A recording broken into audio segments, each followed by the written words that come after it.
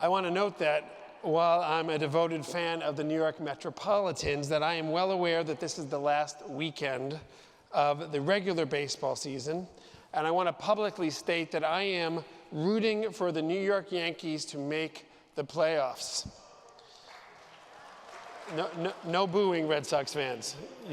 You can listen to the baby, but not the Red Sox fan booing. Now, I have some good news for the Yankees and their fans, and that is that this week's Torah portion proves that God is a baseball fan. For the Torah begins with the words, "in the big inning." Now, I also want to be clear that despite what some people may believe, God does not have a favorite team. God is cheering all of baseball. And as we conclude the regular season, that means my New York Mets, and yes, the New York Yankees. So hazak, strength to the Pinstripes and all their followers. With the end of Simchat Torah this past Tuesday at sunset, we concluded 5 weeks of holy days where we focused intensely on who we are and who we want to be. Hanukkah begins on November 28th, which means we have 8 weeks of just regular weekdays and Shabbatot. And the end of the holidays coincide with us restarting the cycle of reading the Torah. We engage in old scroll technology and roll the Torah all the way to the very beginning, a very good place to start. And this week we are at Parshat Breshit, the first portion in the book of Genesis. Parshat Breshit is known for its majesty of creation and the simplicity and beauty of the Garden of Eden. It is awesome. It is clear. It is good. In fact, the word good appears 15 times in this first portion of the Torah. And within all of this are 2 questions, not 4 questions like the Passover Seder, but 2 questions which are arguably the 2 most important questions in the entire Torah, because these 2 questions can serve as guideposts for our very lives. The first question is actually the very first question in the Torah, and it is the question God asked Adam and Eve after they had eaten from the fruit of the tree of knowledge. Adam and Eve are now hiding from God in the garden because they now have access to information they had not known before, awareness they had not had before, and they know they're not wearing clothes, and they're feeling guilty for not following God's direction to not eat from the tree of knowledge.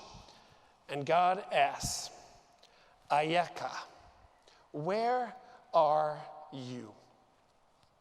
Now, this isn't a divine version of Find My iPhone, for God knows exactly where Adam and Eve are in the garden.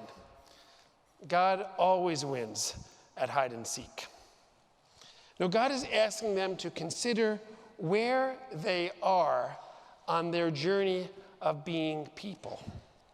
They could have opened up to God, but unfortunately, their immediate response is to attack one another and blame the snake for their own behavior.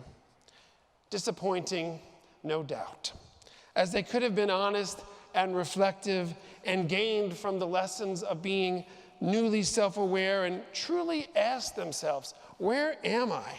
To help determine where they really were and to figure out where they want to go from there.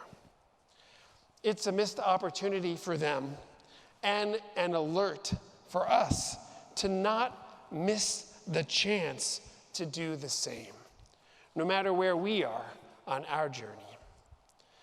When we are honest and self-aware with where we are, we can go very far. And when we are not, we can't even get to Jersey City. The first question in the Torah of where are you is complemented by the second significant question in this week's Torah portion. Am I my brother's keeper? Voiced by Adam and Eve's son, Cain. Cain asked God, am I my brother's keeper? Just after he has murdered his brother Abel in a fit of jealousy. The Torah does not provide a formal response, but I know someone who does. Our Rabbi Emeritus, Peter Rubenstein, who has answered with an unequivocal yes. And I agree. Well, the answer to am I my brother's keeper is self-evident, I believe, from the Torah and from Rabbi Rubenstein. It may not be as clear to us on a daily basis. There is no limit, no end to the responsibility to be our brothers and sisters' keeper. The Torah provides us with tens of mitzvot, ways we can keep and care for our fellow.